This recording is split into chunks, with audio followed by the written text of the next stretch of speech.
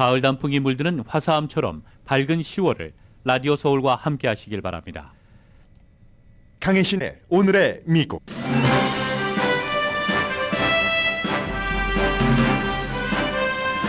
이스라엘의 지상작전이 확대되면서 팔레스타인 민간인 보호 목소리는 커지지만 이스라엘의 하마스 전멸 목표는 분명합니다. 그런데 이스라엘은 4가지 목표를 세웠고 이 4가지 목표가 상충돼서 확전되면서 평화와는 거리가 멀어집니다. 미국을 포함해 각 나라는 자국의 이스라엘계와 아랍계 반목을 두려워하기 시작합니다. 코넬 대학 주이시 센터에 학교 경찰이 배치됐습니다. 또 러시아 공화국 공항에는 이스라엘 텔라비브에서 도착한 사람들에 대한 폭력이 발생했습니다. 지난 주말 미국 각 지역 할로윈 파티에서도 적어도 11명이 숨지고 50명 이상이 부상했습니다. 바이든 대통령은 오늘 인공지능에 대한 연방정부의 첫 번째 규제안을 발표합니다. 새로운 분야에서 미국이 앞서가면서도 개인의 안전과 국가 안보를 지키는 게 초점입니다. 인쇄 매체의 대표인 뉴욕타임스가 인공지능이 쓴 기사를 편집할 전문가 모집 공고를 냈습니다. 연봉이 18만 달러에서 20만 달러 사이입니다. 바이든이 너무 늙었다고 집요하게 공격해온 트럼프 전 대통령이 최근 말실수를 이어가자 같은 공화당 대선 후보들이 트럼프도 대통령을 하기에는 늙었다고 공격하기 시작합니다. 사법 리스크에 이은 나이 리스크입니다. 워싱턴 DC 연방 판사는 법적 조치할 기회를 주기 위해 잠시 중단했던 트럼프 전 대통령에 대한 함구령, 개그 오더를 다시 내렸습니다. 일본이 방사능 오염수를 방류한 뒤 중국이 일본 해산물 수입을 금지하자 미군이 일본 해산물을 대량으로 사들이고 있습니다. 여러분 안녕하십니까? 오늘의 미국 강혜신입니다. 오늘 경제 뉴스 들어오는 것 보면 할로윈 관련 이제 치장하는 것이요. 과거에는 뭐 어린이들을 위한 그런 할로윈이었지만 어느새 이게 상업적인 것과도 연관이 돼서 할로윈데이 장식품이 굉장히 많이 팔렸다. 이건 이제 연방준비제도가 내일과 모레 이틀 동안 공개시장위원회 회의를 열어서 이자율 인상 여부를 결정할 텐데 내일이야 그대로 두겠지만 언제라도 다시 이자율을 올릴 수 있고 그리고 또 이자율을 내리기 시작한다 할지라도 많은 사람들이 기대하고 예상하는 속도로 빨리 내리진 않을 거다 하는 것을 보여줍니다. 그만큼 아무리 이자율을 올리고 했어도 미국 소비자들이 돈을 쓴다는 겁니다. 이건 필수품도 아니고 할로윈 장식인데 할로윈 장식을 하기 위해서 돈을 많이 쓴다. 이제 이런 뉴스 들어오고 있고요. 그리고 또 할로윈을 맞아서 지난번 이미 2주일쯤 전부터 로스앤젤레스에서는 관련 사고가 있었지만 주말에는 뭐 플로리다, 템파 인근, 인디아나폴리스 그리고 뭐 시카고 이런 많은 지역에서 할로윈 파티에서 젊은이들이 숨졌습니다. 지금 현재 적어도 이 세 군데의 할로윈 파티에서 11명이 뭐겠습니까? 총격입니다. 그리고 50명 이상이 다쳤다는 보고가 나왔지만 주말이기 때문에 아마 이것보다는 더 많을 것 같습니다. 이런 것들도 오늘 내일 사이에 여러분들께서 특히 이제 젊은이들이 있는 가정에서는 주의를 하셔야 되는 거고요. 그리고 메인주에 18명을 살해하고 13명을 부상하게 한 예비군이었었던 40살의 그 용의자는 본인이 이제 숨진 채 발견이 돼서 메인주에서는 오늘 아침에는 조금 안도의 숨을 쉬고 있습니다. 토요일에 수사당국이 용의자가 일하던 리사이클링 센터의 대형 쓰레기통 안에서 스스로 머리에 총을 쏴서 숨진 그 용의자의 시신을 발견했습니다. 굉장히 어수선하죠. 이렇게 어수선하긴 한데 지금 미국뿐만이 아니라 세계에서는 이스라엘, 가자 지구를 주목을 할 수밖에 없습니다. 이제 23일이 됐습니다. 10월 7일에 하마스가 이스라엘 남부로 쳐들어가서 아주 잔인하게 이스라엘 사람들 1,400명을 살해하고 200명 이상을 인질로 잡아갔습니다. 그 인질 가운데 풀려난 사람은 4명밖에 되지 않고 그동안은 아마 하마스와 이스라엘, 미국, 세계 각 나라가 인질 협상을 하는 이것 때문에 아마 이스라엘의 지상군이 본격적으로 가자지구로 침공하는 것이 늦어지지 않았는가. 뭐 여러 가지 이유가 있지만 미국도 말리고 서방 세계도 말리고 그렇지만 가장 중요한 좀 실질적인 이유는 이게 아니었는가 보여집니다. 지금에 와서 보니까 인질 협상이 끝났다고 보여주는 겁니다. 하마스도 원래 인질을 그렇게 쉽게 내주지 않는데 벌써 이제 침공하고 나서 며칠 만에 2명, 또 그리고 며칠 만에 또 2명. 이런 것은 시간을 벌려고 했었다. 그런데 이제 더 이상은 시간을 벌 수도 없고 이스라엘이 벤자민 네탄야후가 지난 주말에 2단계라고 얘기를 했습니다. 이스라엘의 목표는 1단계건 2단계건 저렇게 잔혹하게 우리 국민들을 살해한 하마스를 이제야말로 전에 몇 번의 전쟁에서는 하마스를 약화시키는 게 목표였다면 이번에는 완전히 제거다 하면서 벤자민 네탄야후가 국민에게 이 전쟁은 어렵고 오래 걸릴 것이다 라고 선언을 했습니다. 그런데 지금 미국과 서방 세계는 계속 날이 가면 갈수록 물론 이스라엘 국민 1,400명이 이스라엘 국민만 숨진 건 아니지만요. 이스라엘 땅에서 하마스가 잔혹하게 살해한 것에 대해서 이스라엘이 보복을 할 권리도 있고 그리고 여러 가지 그 조치를 취할 정당한 정당 방어의 권한이 있다고 얘기를 합니다. 주권 차원에서 미국 대통령도 마찬가지고 어제 바이든 대통령과 벤자민 네탄야후 이스라엘 총리가 전화 통화를 했습니다. 그렇지만 날이 가면 갈수록 세계 사람들이 아무리 그 세계 언론이 그 주이시들이 장악하고 있다 할지라도 알려지잖아요. 요즘은 소셜 미디어를 통해서. 그래서 그런 그 반감들과 여러 가지 그 무고한 하마스가 아닌 일반인들에 대한 동정론이 퍼질 수밖에 없습니다. 이건 처음부터 기정사실로 미리 예상됐었던 시나리오입니다.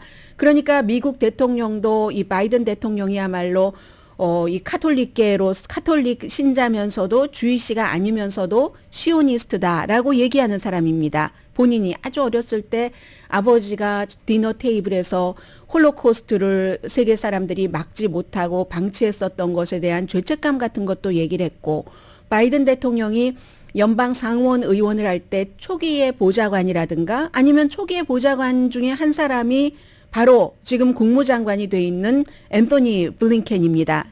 주이시 스텝파더 어머니도 그렇고 그래서 이제 이 주이식의 보좌관들이 많았기 때문에 바이든 대통령은 아주 뼛속까지 그 친이스라엘계입니다.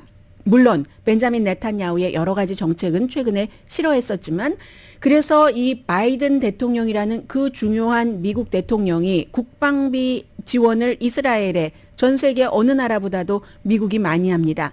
그런 그 바이든 대통령조차 팔레스타인 사람들 무고한 사람들이 저렇게 아파하는데 가만히 있으면 안 된다는 이것 때문에 어제도 벤자민 네탄야후와 전화 통화를 하면서 방어하고 공격 받은 것에 대한 보복할 권한은 이때 팔레스타인 주민을 최대한 보호하는 선에서 해라. 보호하는 선에서 하라는 거지 휴전해라가 아닙니다. 주말에 유엔에서 140개국이 이건 일단 휴전을 해야지 된다. 팔레스타인 가자 주민들이 너무 안 됐다라고 140개국이 휴전에 투표를 하는 동안 이스라엘과 미국을 포함해서 몇몇 이름도 잘 알려지지 않은 그런 국가들만 휴전에 반대를 했습니다. 이 상황이니까 바이든 대통령도 계속 구호도 해야지 되고 살살 해라. 살살 때리라는데 살살 때릴 수가 있나요? 하마스가 민간인 속에 다 숨어 있는데 한 그 터널이 300마일 정도 길이 다 합치면 된다고 하는데 지금 이 상황입니다. 이 상황에서 이스라엘은 오늘 아침에 이제 모든 미국의 방송의 주요 매체가 이스라엘 쪽으로 가서 보도를 하는데 그 NPR 방송의 앵커도 이스라엘에 이번에 아주 그 중요한 인물과 인터뷰를 하니까 무슨 소리냐. 가자 지구의 주민들 90%는 다 안전지대로 대피를 했다. 가자에서 하는 얘기와 달라요. 그 사람들은 가봐야 또 가다가 길에서 공습 당할 수도 있고 갈 곳도 없고 뭐 등등의 여러 가지 이유로 90%까지는 아닐 겁니다. 분명히.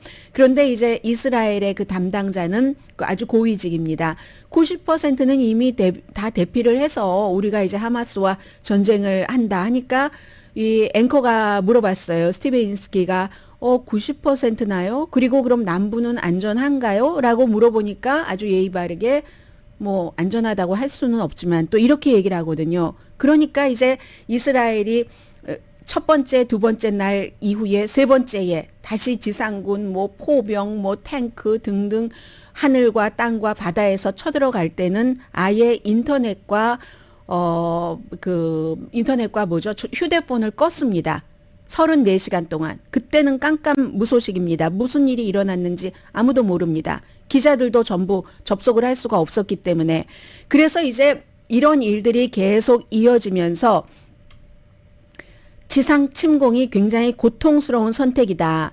하마스와는 이제는 더 이상 못 지내겠다. 그동안은 벤자민 네탄야후가 하마스와 서한 지구의 파타당, 팔레스타인의 마흐무드 아바스 대통령이 이끄는 그걸 이간질하면서 에이 하마스가 뭐 어느 정도까지 얼마나 크겠어 하고 몇십 년을 둔 거잖아요. 몇십 년을 두다가 이제 와서 보니까 야 우리를 이렇게 칠 수가 있어?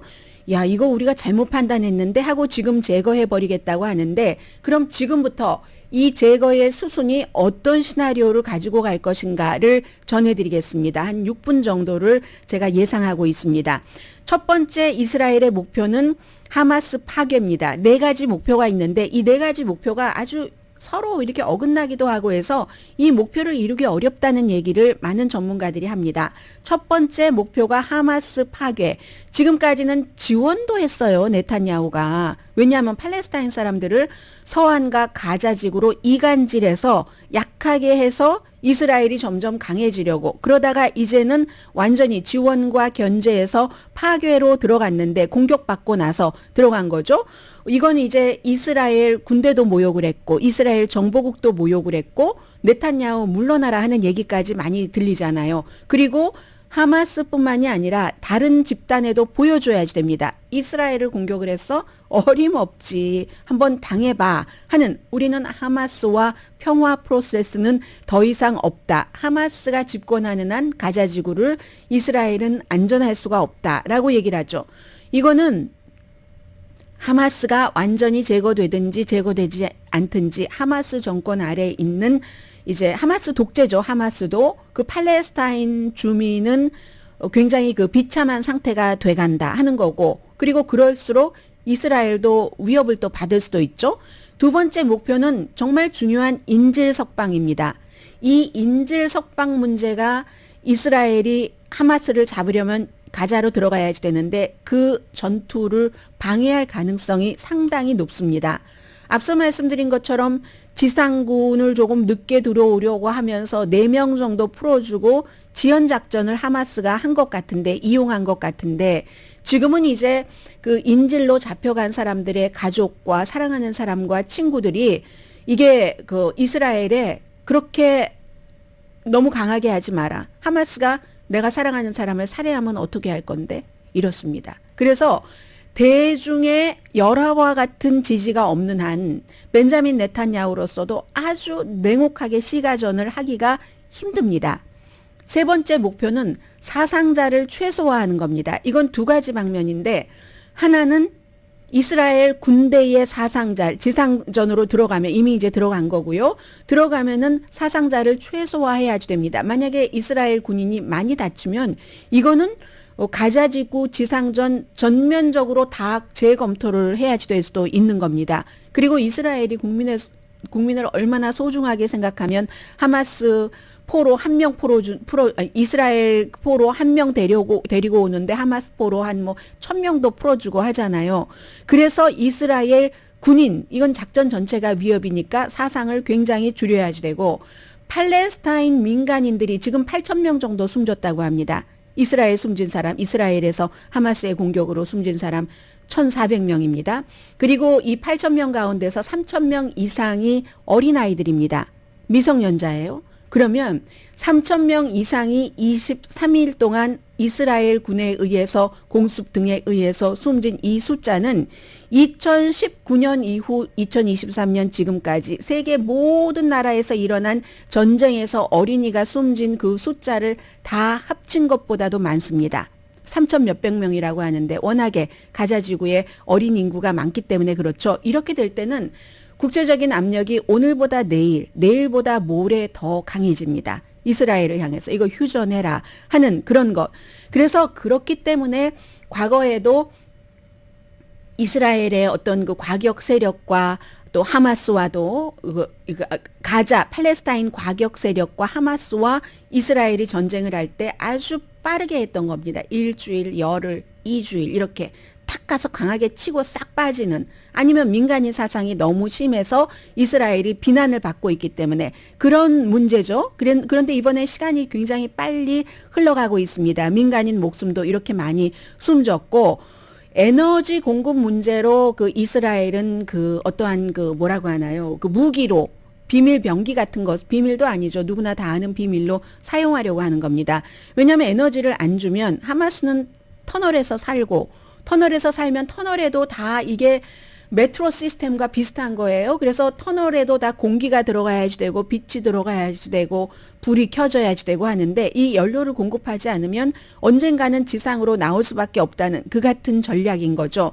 그런데 또 불행하게도 이스라엘이 주장하기는 병원에 공급되는 그런 에너지와 하마스가 쓰는 게 연결이 돼 있기 때문에 우린 병원도 줄 수 없다. 가자 지구에 아주 큰 병원 다 대피하라고 해서 의사들이 이게 말이 되느냐. 우리 병원에 중환자가 400명이 있는데 이 400명의 중환자를 와 함께 어디로 가느냐. 밖으로 나가봤자 이 중환자는 숨진다. 인큐베이터에 엄마는 숨지고 아이만 살아난 신생아도 있는데 이걸 어쩌란 말이냐 하는 것이고, 이스라엘은 그 하마스와 전기 같이 쓰는 거잖아. 하마스는 이걸 부정하고, 그래서 지금 국제법 얘기가 나오는 겁니다. 국제법은 아무리 전쟁 중이라도 민간인들이 피해를 보지 않도록, 더군다나 이건 병원이잖아요. 그런데 여기에 대해선 해석에 따라서 차이가 좀 있습니다. 이 나라가 먼저 공격을 당한 이스라엘이죠. 이번의 경우 이스라엘이 판단하면 뭐 그게 된다 이런 얘기고, 그러나 심정적으로는 많은 사람들이 그렇게 판단하지 않겠죠. 민간인들이 뭐 숨지고 다친 사람이 숨지고 하는데 그건 고쳐줘야지 된다라고 생각을 하겠죠. 그래서 이제 그 사상을 최소화하는 게 세 번째 목표고, 마지막 목표는 중동 평화를 다시 어떻게 해본다. 몇 년 동안 중단된, 이스라엘이 하마스 어떻게 해보겠다고 들어갔다가 뭐 점령하고 있다가 이거 도저히 할 수가 없으니까 2005년도에 나와버린 거잖아요. 나와버렸는데 그리고 나서 최근에 몇 년 동안은 평화 프로세스도 완전히 중단됐습니다. 그럼 이스라엘이 만약에 가자 지구에 들어가서 하마스를 뭐 한 4만 명 정도 되는 하마스 다 잡았다고 쳐요. 인구가 220만에서 250만 명을 다 이동하라고 하면서, 이스라엘 말에 따르면 90%가 이동했다고 하고 팔레스타인 말에 따르면 뭐 한 60% 정도 이동했다고 하는데 4만 명 잡자고, 그 4만 명이 대단한 포악한 4만 명이긴 하죠. 그래서 220만 명에게 다 대피하라고 명령을 내리고 그렇게 해서 잡았다고 하면, 그리고 나서 그럼 그 다음에 플랜이 뭐냐? 오늘 NPR 방송의 앵커가 그렇게 물어보더군요. 플랜이 아직 없는 거예요. 이스라엘은 계속 강조해서 우리 이스라엘은 하마스만 잡고 나간다. 이거 좋게 들리죠? 좋게 들리는 게 아니죠. 지금 가자 지구는 이미 석기 시대입니다. 빌딩들이 다 무너져서 석기 시대로 만들어 놓고 이스라엘은 나간다는 얘기예요, 그냥. 그럼 그 다음에는 하마스는 없고 가자 지구는 누가 통치를 하느냐? 아랍 국가에서도 통치하지 않는다고 하는데, 진정한 평화에 대한 전망이 없이는 이스라엘이 하마스를 잡아도 지지받기가 아주 힘든 겁니다. 그러려면 이제 아랍권의 지지를 받아야지 되는데, 아랍권이라고 무조건 팔레스타인을 지지하는 것 아니거든요. 아랍권에서 하마스를 끔찍하게 싫어하는 그런 국가들, 그런 지도자들이 많이 있습니다. 하마스뿐만이 아니라 이란이 지지하는 헤즈볼라도 징글징글하게 싫어하는 지도자들이 많이 있습니다. 이건 이제 그들의 종교적인 차이 같은 것도 있겠죠. 시아파와 수니파에서. 그런데 공개적으로는 못하죠. 왜냐하면 국가의 지도자들은 우리 하마스도 싫고 이란도 싫어하지만 그 지도자의 통치를 받고 있는 국민들은 그냥 같은 피, 같은 얼굴, 같은 색깔인 겁니다. 팔레스타인 사람들이 소셜미디어를 볼 때 이스라엘에 의해서 공격을 받아서 어린아이들이 막 피를 흘리면서 울고불고 하는 것을 보면은 국민들은 다 거기에 동조를 하거든요. 여기에 이제 설령 하마스나 이란을 싫어하는 아랍 국가들도 고민이 여기에 있는 겁니다. 이런 것들이요.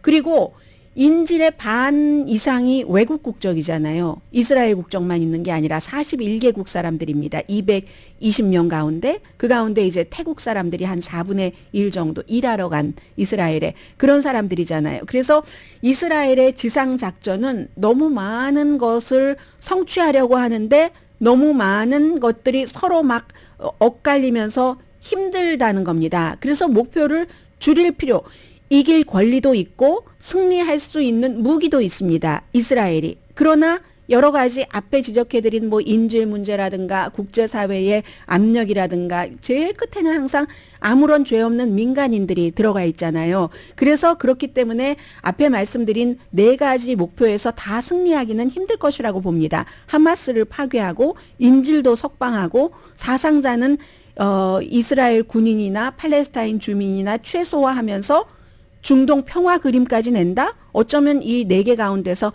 하나도 성공하지 못할지도 모릅니다.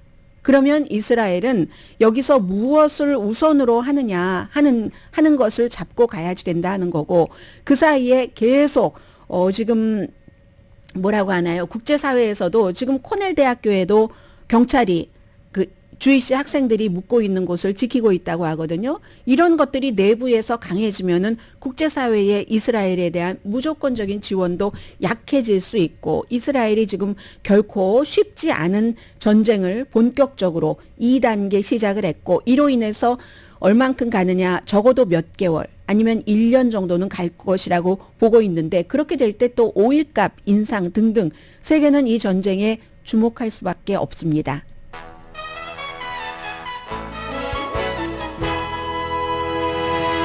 저는 가장 궁금한 것이 300마일이나 되는 그 터널을 어떻게 다 할까? 그럼 터널을 파괴하기 전에 지상에서 폭발을 해야지 되는데 얼마나 많은 사람이 숨져야지 될까? 그런 생각 들고요.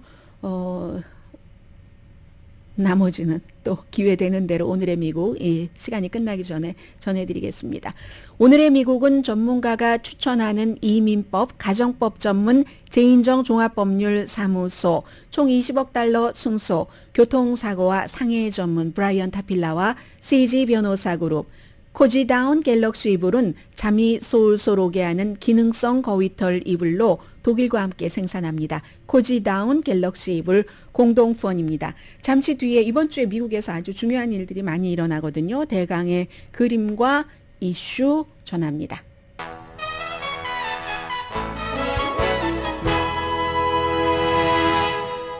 라디오 서울 방송 오늘의 미국 듣고 계십니다. 네, 이번 주에는요, 이제 잠시 뒤에 이제 3번째 섹션에서 얼마나 이 인공지능이 중요한가. 그래서 바이든 대통령이 오늘 아직은 아닌데요, 오후에 이제 기자회견을 통해서 발표를 할 거거든요. 인공지능에 대한 그 산업에 대한 규제, 행정명령 같은 것이요. 그리고 내일 할로윈데이입니다. 미국에서는. 이거 굉장히 여러분들 중요하게 좀 조심을 하셔야지 되고요.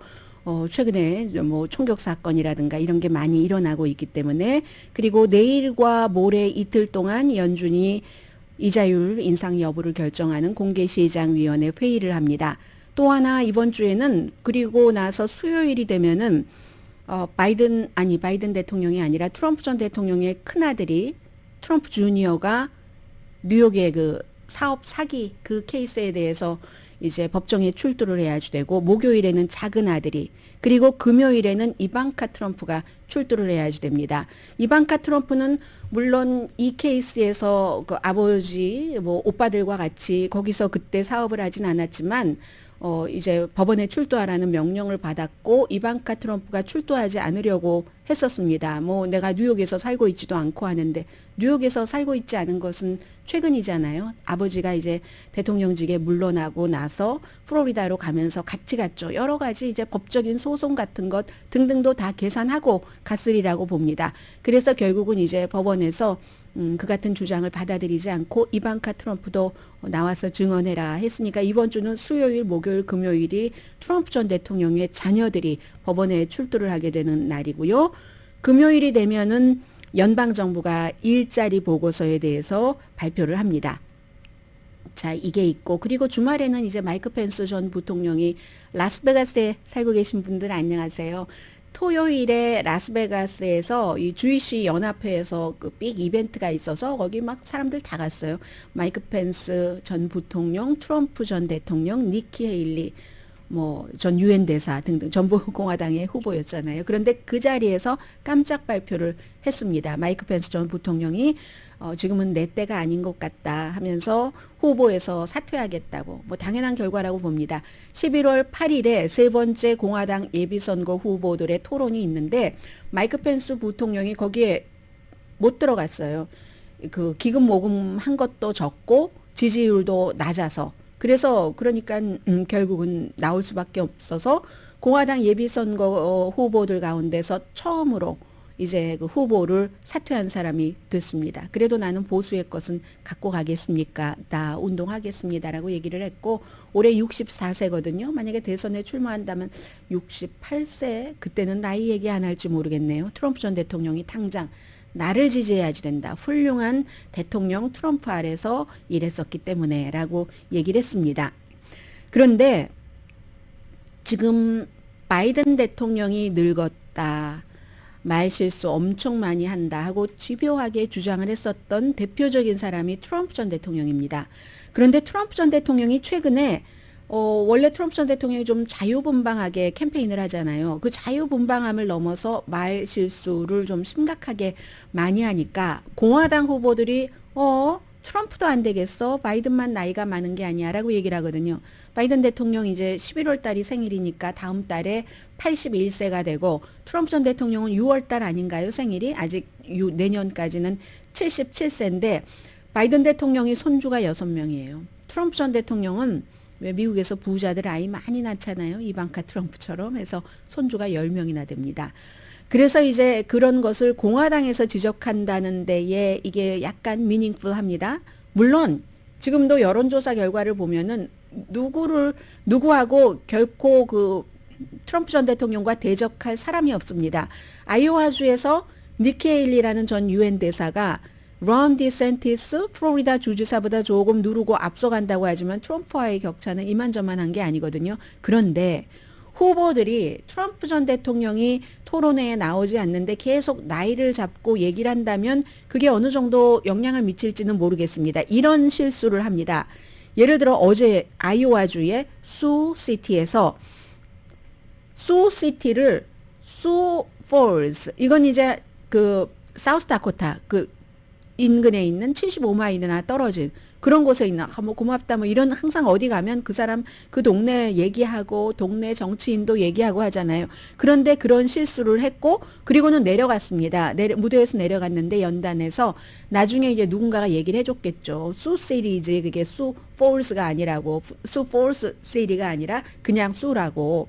그러니까 이제 다시 올라가서 정정했고요. 그런데 이거는 얼마 전에 바이든 대통령이 아이오와주를 아이다호주라고 얘기를 했었을 때 엄청 트럼프 전 대통령을 포함을 해서 많은 뭐 팍스 같은 데서 이거 바이든은 아니야, 이거 인식에 문제가 있어라고 얘기를 했거든요. 그걸 똑같이 비슷한 실수를 한 겁니다. 그리고 요즘 한두 번이 아니에요. 여러 번 내가 버락 오바마 대통령을 이겼다, 그리고 여론조사에서도 계속 내가 버락 오바마를 이기고 있다라고 얘기를 하고 있거든요. 이 후보들 여론조사에서 버락 오바마는 출마하지 않았습니다. 출마할 수도 없어요. 헌법에 이 사람 2번 대통령을 했기 때문에. 그런데도 계속 오바마를 얘기를 하는 것. 그리고 10월 11일이면은 10월 7일이 이스라엘이 하마스로부터 잔혹한 공격을 당한 때입니다. 나흘 지났을 때 오랜 동안 미국과 이스라엘의 적이었던 무장단체의 집단적인 지성이 있다. 그 집단은 이란이 지지하는 헤즈볼라, 이렇게 얘기를 했잖아요. 이것도 판단이 그렇게밖에 할 수 없었을까라고 지적을 하고, 지난주에 뉴햄프셔주에서는 헝가리의 독재자 빅토 오르반을 칭찬을 하면서 터키 지도자라고 했거든요. 이건 본인이 스스로 고치긴 했습니다. 그리고 하마스 이름은 반복적으로 잘못 말합니다. 허마스라고. 하마스는 뉴스에 관심이 없는 분들도 다 알고 계시잖아요. 뭐 미국에선 테러 그룹, 무장 단체라고 하고, 그러나 가자 지구에서는 팔레스타인 주민들이 이제 파타당에 질렸다, 너무 우유부단하고 되는 일이 없어 하면서 투사처럼 싸워봐라 하고 하마스를 당으로 만들었지 저 하마스가 지금 지배하고 있잖아요. 그래서 이 하마스는 다 합니다. 근데 허마스라고 얘기를 한다던가. 그래서 이게 바로 나의 탓이다라고 얘기하는 게 많습니다. 유권자들은 아직도 바이든은 많이 늙었고 다시 대통령을 하기에 트럼프는 뭐 그렇지 않아 뭐 한 50% 아래 43% 정도 전반적으로 여론조사 결과를 종합해 보면 그 정도가 되잖아요. 그런데 이게 만약에 유권자들 사이에서도 그 같은 격차가 자꾸만 트럼프가 이렇게 반복을 하면은 그게 줄어들면 전에는 이런 일이 없었거든요. 트럼프 전 대통령이. 그러면 잃을 게 더 많은 사람은 트럼프 전 대통령이죠. 바이든 현 대통령은 워낙에 그랬으니까 뭐 젊었을 때도 좀 말 실수를 자주 하는 편이었으니까 그러니까 론 디산티스가 하는 말이 2016년도에는 굉장히 이 자유분방하고 그런 것으로 인해서 전국을 떠들썩하게 했었는데 지금 2016년과 2023년에 트럼프는 완전히 다른 사람이다. 이렇게 쳐다보고 있으면 참 안타깝다. 페스트볼의 속도를 잃어버렸다. 트럼프 전 대통령이. 트럼프 전 대통령의 페스트볼이 속도를 잃어버렸답니다. 이게 론 디센티스가 하는 얘기고요. 니키 헤일리 51살이잖아요. 론 디센티스는 더 젊지만 40대지만 니키 헤일리가 전에도 이런 얘기를 했었잖아요. 75세 이상이면은 이렇게 중요한 직책을 맡을 때는 뭐 좀 건강, 인식 같은 테스트를 해야지 된다 하는데 토요일에 라스베가스 트럼프 전 대통령이 갔었던 또 이 마이크 펜스도 갔었던 그 유대인 협회의 미팅에서 웃으면서 나는요 아직 뭐 그런 거 혼돈하는 적 없어요 하고 얘기를 했습니다. 물론 최근 트럼프 전 대통령의 실수가 나이와 연관이 있는지는 알 수 없습니다. Maybe 지금 사법 리스크를 지금 뭐 헤쳐나가느라고 너무 머리를 여기저기 신경을 분산하니까 그래서 그럴 수도 있어요. 그 자체도 굉장히 문제가 되는 거고요. 대통령이 돼도. 아무튼 그동안 비정통적인 스타일로 프롬프터 잘 안 보고 자유롭게 청중들과 얘기하고 청중들이 발을 구르면서 좋아하고 했었던 그래서 가장 효율적인 소통가 커뮤니케이터 이렇게 얘기를 했었는데 그 트럼프 전 대통령이 그 가장 중요한 장점에 빛을 잃어가고 있다는 얘기 나오고요. 이게 아마 사법 리스크 같은 신경 쓰는 데가 많으면 사람들이 집중력이 좀 떨어질 수 있겠죠. 그걸 이제 크게 다루는 매체들이 생기기 시작했고요. 그리고 보시면은 그 아들, 딸들이 이번 주에 쭉 그 비즈니스 사기 여기에 대해서 증언을 하지만 판사가 이건 다른 케이스입니다. 하도 케이스가 많으니까 워싱턴 DC의 연방 판사예요. 이 워싱턴 DC는 1월 6일 의사당 폭동 사건에 대해서 트럼프 전 대통령이 선거 결과를 뒤집으려고 했는가 잭 스미스 특별검사가 기소한 4개 케이스잖아요. 혐의잖아요. 거기에 대해서 지금 그 타냐 추특한 트럼프 전 대통령이 그전에 많이 그 욕했었던 이 판사가 최근에 잠정적으로 이 개그 오더 함구령을 풀어줬었거든요. 왜냐하면 미국에 다 법적으로 모든 사람에 대해서 권한을 줘야지 되기 때문에 함구령을 내렸다가 왜냐하면 판사, 뭐 검사, 누구 증인에 대해서 비방하고 증인에 대해서는 특히 나에 대해서 나쁜 증언해봐 너 이렇게 위협하고 이런 일들을 많이 하니까 개그 오더를 내렸죠. 개그 오더를 내렸는데도 개그 오더를 내리면서도 항소할 수 있는 법적으로 어떤 조치를 취할 수 있는 기간을 줬습니다. 기간을 줬더니 또 말도 못하게 하는 거예요. 지난 한 주일 내내 이 판사의 얘기입니다. 판사가 딱 그 웹사이트에 올린 거예요. 그래서 다시 개그 오더 막 잭 스미스 특별검사 미쳤어. 그리고 특히 마크 메도우즈라는 마지막 비서실장이 잭 스미스 그 이제 수사를 진두지휘하는 그런 그 대배심에 올해 3번이나 면책 특권을 받고 트럼프 전 대통령이 1월 6일 의사당 폭동 사건과 관련된 증언을 했다는 것 아니겠어요. 그랬더니 그 사람이 하는 말은 신빙성이 없어. 본인의 비서실장이요. 신빙성이 없어. 그리고 누구든지 이 마크 메도우스처럼 증언을 하면은 약하거나 아니면 비겁한 사람이야. 이렇게 증인들에게 위협적인 메시지를 자꾸 주니까 중단했던 개그 오더를 다시 내렸습니다. 트럼프 전 대통령 하는 얘기는 똑같습니다. 표현의 자유, 수정헌법 1조, 트럼프의 권리를 침해했고 그리고 후보로서의 활동을 막는 거다. 트럼프 전 대통령은 후보로서 뭐 경제 정책을 얘기하지 않습니다. 지금 이스라엘과 팔레스타인의 전쟁을 얘기하지 않습니다. 오로지 본인이 사법적인 어떤 그 혐의로 기소가 돼서 재판받는 것이 잘못이다, 마녀 사냥이다, 이걸 캠페인의 팀으로 가지고 갑니다. 잠시 뒤에 인공지능에 대해서 말씀드립니다.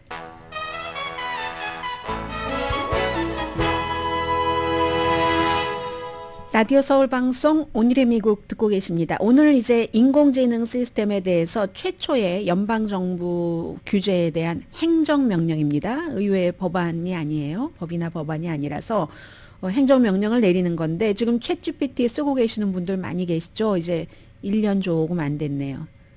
1년 조금 안 됐는데 챗GPT가 인간과 거의 이제 비슷한 능력, 지식, 어떤 건 인간의 기억력보다 훨씬 좋은 것도 있습니다.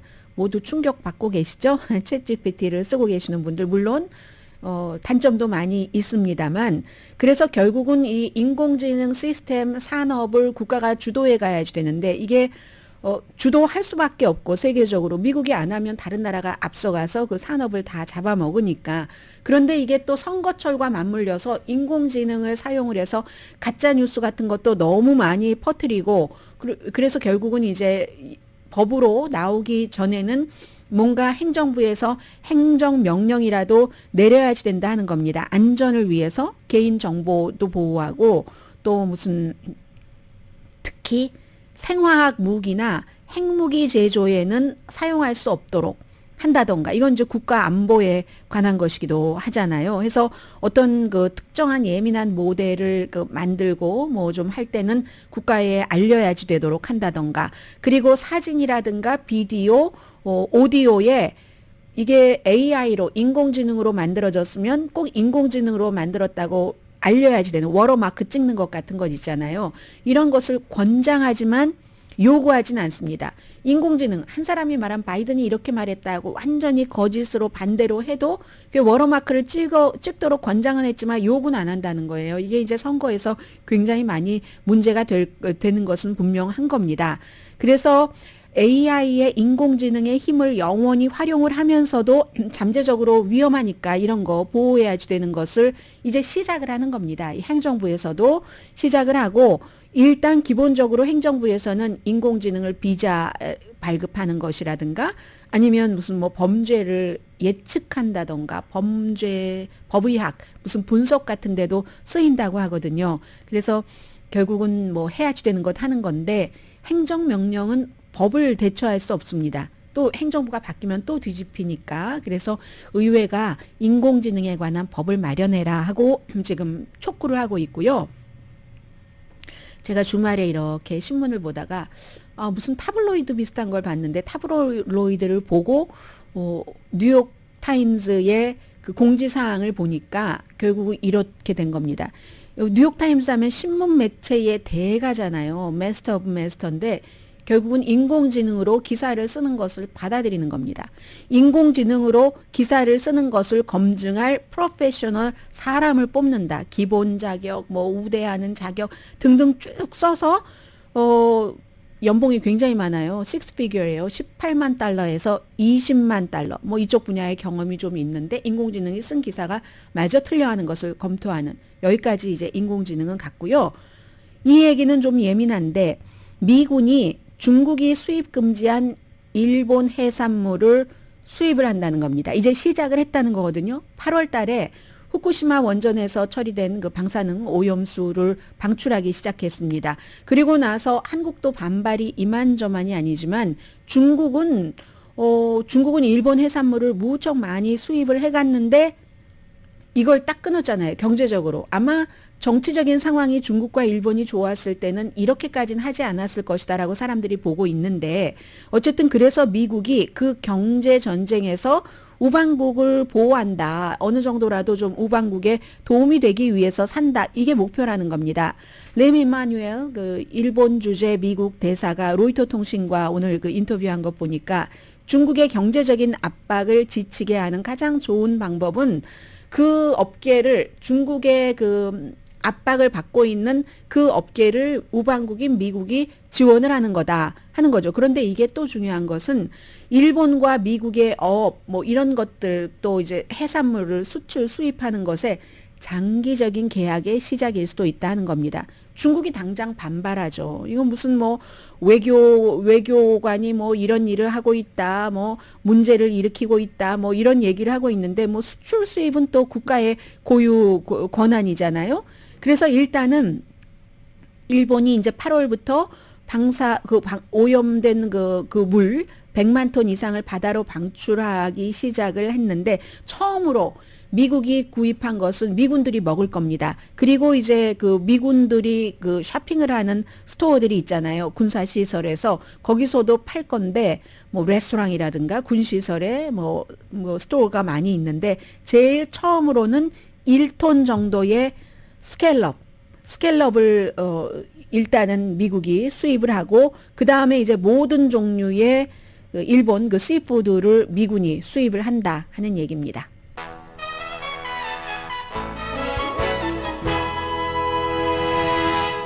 라디오 서울 방송 오늘의 미국 듣고 계십니다.